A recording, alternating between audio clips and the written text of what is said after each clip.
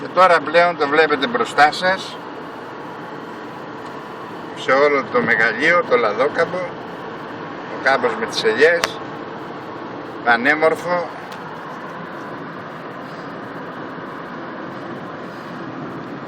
Ελιές αμφίσεις, κοιτάξτε, είναι τεράστιος, όσο μπορώ να σας δείξω, όσο φαίνεται.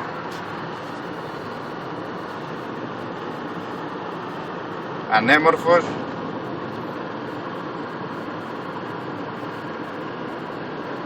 Πολύ ωραίος.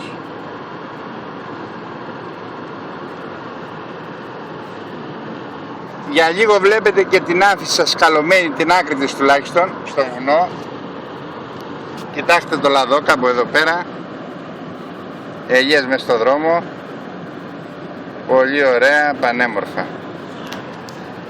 Φτάνουμε τώρα κοντά στη διασταύρωση, θα πάμε αριστερά για Αιταία και για Ναύπακτο. Να πάλι οι ελιές.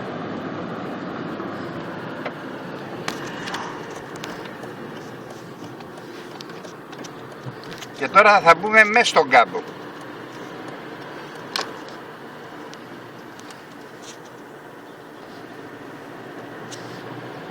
Είμαστε μέσα στον κάμπο πλέον.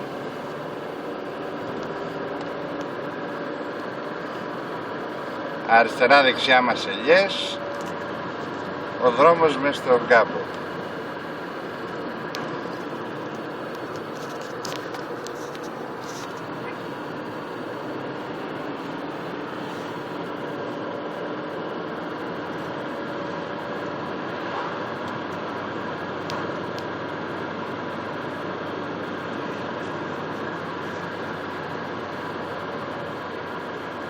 Πολύ ωραία.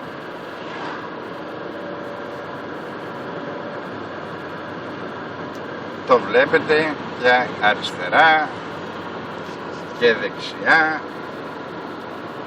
Πάρα πολύ ωραία. Τεράστιος, ατελείωτος Λαδόκαμπος.